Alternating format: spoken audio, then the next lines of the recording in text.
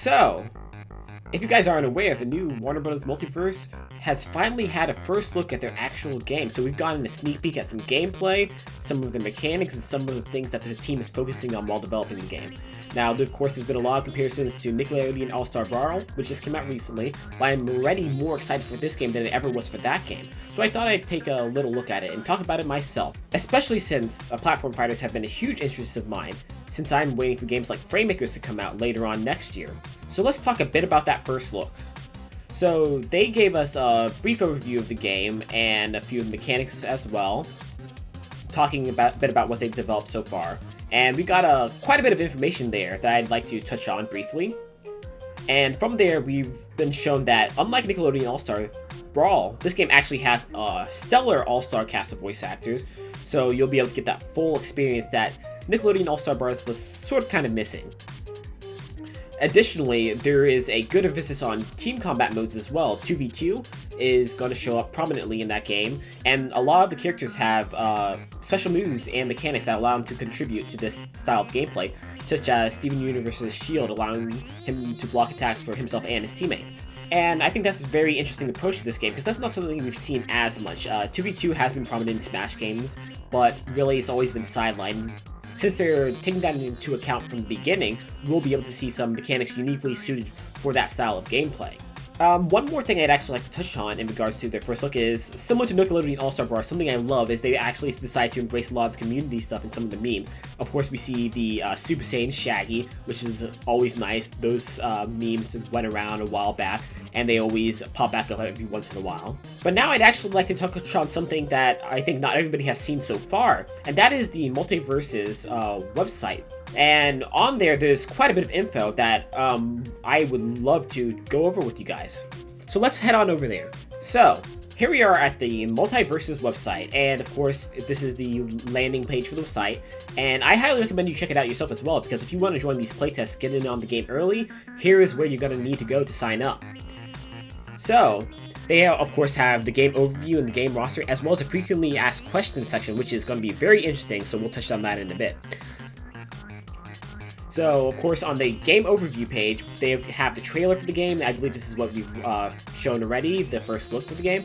And, of course, they mentioned the iconic characters they're going to have, so we'll get to see the roster in just a bit. But they have quite a selection of characters.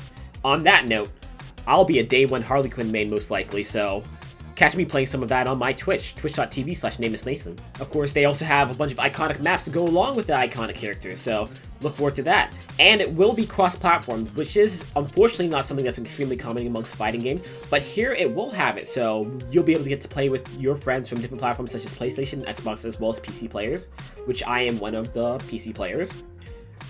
And they also, of course, have a wide selection of modes, including the 2v2, which we touched on earlier, as well as the standard 1 versus 1, and the 4-player free-for-all. And then there'll be ranked competitive, which is something that's important to a lot of people, including myself, since it's something that gives the drive to improve, and we'll get to see a lot of high-end gameplay there. And now, here we get to see some character customization.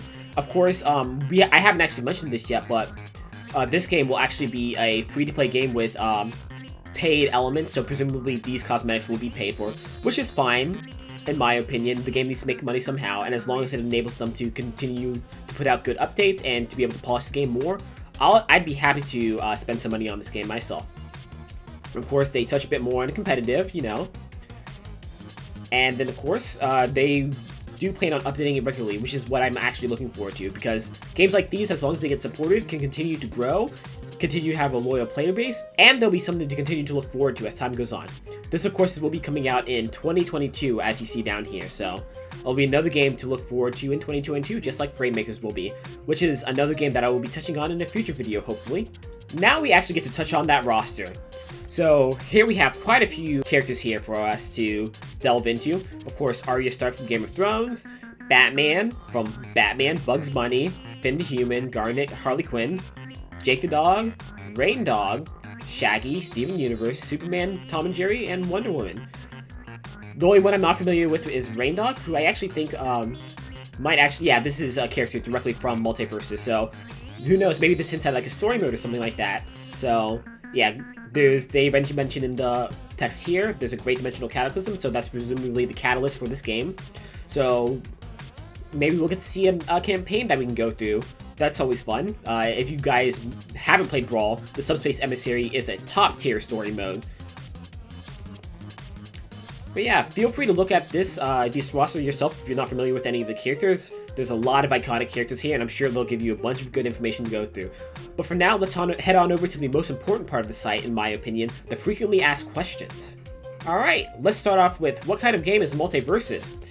It's an all-new free-to-play platform fighter video game, so they have an expanding cast, of course, of iconic characters and legendary universes, because Warner Bros. Does have a lot of properties they can draw from. And they have multiple online modes that we've already touched on. And it's being developed by Player First Games, and it's being published by Warner Bros. Games.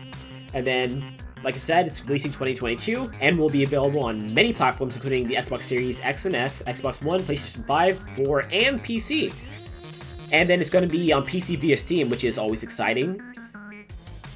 And then, of course, crossplay and cross-progression will be available. Though I am interested in seeing if cross-progression will be available on PlayStation as well, because there's always been issues getting cross-progression on PlayStation, even if they do allow for crossplay, due to how stingy Sony can be, unfortunately.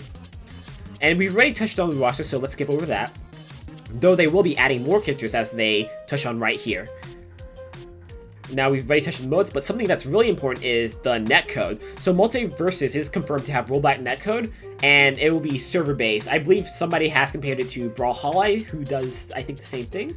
So it should be at least decent, though we'll have to see. Rollback doesn't necessarily mean it will be good, but it does lean towards that, because rollback tends to be better than other netcodes, such as delay-based, though rollback can be screwed up, as it has been in the past.